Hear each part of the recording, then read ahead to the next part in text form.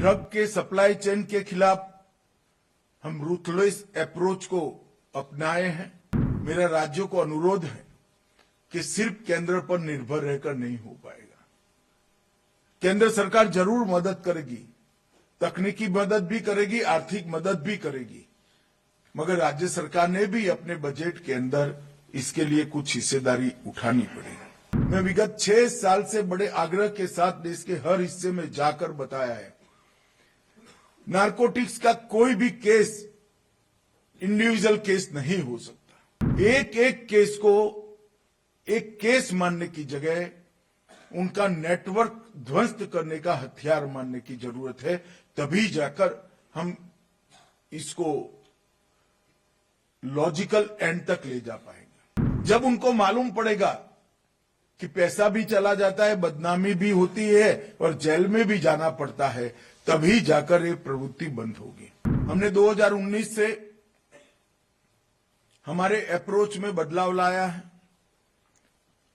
Drug के supply chain के खिलाफ हम रूथलेस अप्रोच को अपनाए हैं। डिमांड रिडक्शन में स्ट्रेटेजिक अप्रोच अपनाया है और जो उसके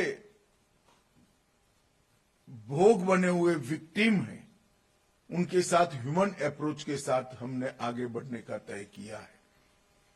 ये तीनों हिस्से ये व्यापार से जो जुड़े हुए हैं, इसके साथ एक अप्रोच से काम नहीं हो सकता और इसके लिए अनेक चीज, अनेक पद्धतियां हमने आने वाले दिनों में करनी पड़ेगी। जैसा मैंने पहले कहा, मानस ऐप को लोकप्रिय बनाना, टोल फ्री नंबर को सार्थक बनाना, पीट एनडीपीएस का उपयोग हमें बढ़ाना ही पड़ेगा। मैं बाद में बताता हूं, अभी भी इसमें काफी कुछ काम करने की जरूरत है। संपत्ति जब्ती के कानूनी प्रावधान का उपयोग भी केयरफुली मगर बहुत बढ़ाने की जरूरत है। कोर्टों को स्थापित करने में हाईकोर्ट के साथ संवाद कर आगे बढ़ना पड़ेगा। इस मोर्चे पर भी हम काफी पीछे हैं। मैं बाद में बताता हूं, विशेषकर उत्तरी क्षेत्र देश का काफी पीछे है। एफएसएल क्षमता की वृद्धि के लिए मेरा राज्यों को अनुरोध है कि सिर्फ केंद्र पर निर्भर रहकर नहीं हो पाएगा। केंद्र सरकार जरूर मदद करेगी, तकनीकी मदद भी करेगी, आर्थिक मदद भी करेगी, मगर राज्य सरकार ने भी अपने बजट के अंदर इसके लिए कुछ हिस्सेदारी उठानी पड़ेगी। टॉप टू बॉटम और बॉटम टू टॉप इन्वेस्टिगेशन बड़ा महत्वपूर्ण है। मैं विगत 6 साल से बड़े आग्रह के साथ देश के हर हिस्से में जाकर बताया है, नारकोटिक्स का कोई भी केस इंडिविजुअल केस नहीं हो सकता।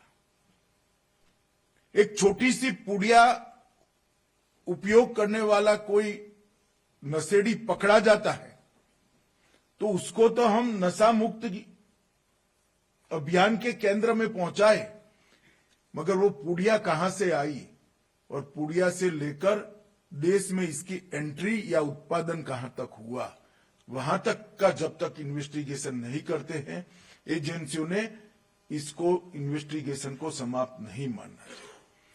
और देश की बॉर्डर पर, समंदर पर, एयरपोर्ट पर, बंदरगाह पर कहीं पर भी बड़ा जत्था पकड़ा जाता है तो फोटो खिंचाकर संतोष प्राप्त करने की जगह वो छोटी पुड़िया तक बनकर किस प्रकार से नीचे पान की दुकान पर पहुंचना था, वहां तक हमने इन्वेस्टिगेशन करना चाहिए। इस प्रकार के सम्मेलन में दिखाने के लिए कुछ अच्छे उदाहरण बने हैं, मैं इसको अप्रिशिएट भी करता हूं, परंतु मेरा आग्रह है सुपरवाइजरी अथॉरिटी से एक एक केस को एक केस मानने की जगह उनका नेटवर्क ध्वस्त करने का हथियार मानने की जरूरत है, तभी जाकर हम इसको लॉजिकल एंड तक ले जा पाएंगे।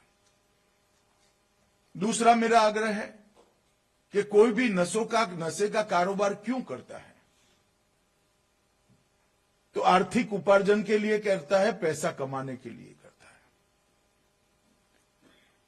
इसका फाइनेंशियल इन्वेस्टिगेशन और संपत्ति जब्त करने की कार्यवाही अब जब तक नहीं करेंगे तब तक ये वृत्ति को रोकने में सफल नहीं होगा। जब उनको मालूम पड़ेगा कि पैसा भी चला जाता है, बदनामी भी होती है और जेल में भी जाना पड़ता है, तभी जाकर ये प्रवृत्ति बंद होगी। तो कोई भी बड़ा केस फाइनेंशियल इन्वेस्टिगेशन करे बगैर समाप्त करने की हम गलती न करें, इसको आगे बढ़ाएं, वो भी बहुत जरूरी है। अगर होल ऑफ गवर्नमेंट अप्रोच को सफल करना है तो एनकोड की सभी स्तर की बैठकों को सजगता के साथ करना भी पड़ेगा, संख्या भी बढ़ानी पड़ेगी और इसको संवेदना के साथ परिणाम लक्ष्य भी बनाना पड़ेगा। इसमें भी अभी मैं आग्रह करना चाहता हूं राज्य के सभी डीजीपी, मुख्य सचिव और मुख्यमंत्री, राज्यपालों को कि जिला स्तर की बैठक पर आप जरूर भाग दीजिए। जिला स्तर पर शिक्षा विभाग, जेल, आरोग्य विभाग, अपना मेडिसिन, केमिकल और फर्टिलाइजर डिपार्टमेंट, पुलिस और राजस्व, ये सारे एकत्रित आते हैं। और अगर एक जिले को हम नशा मुक्त करते हैं तो देखते देखते देश को नशा मुक्त कर देंगे। और जिला पर स्तर पर रणनीति स्थानीय परिस्थितियों के अनुसार बनाई और वहां से ऊपर केस भेजने की व्यवस्था कर दी तो मुझे लगता है कि हमें भारी सफलता मिलेगी। और वहीं पर जब्ती के दौरान जियो टैगिंग, टाइम स्टैंपिंग और वीडियोग्राफी, इसका हमने बड़ा आग्रह रखना पड़ेगा, तभी जाकर हम सफल होंगे।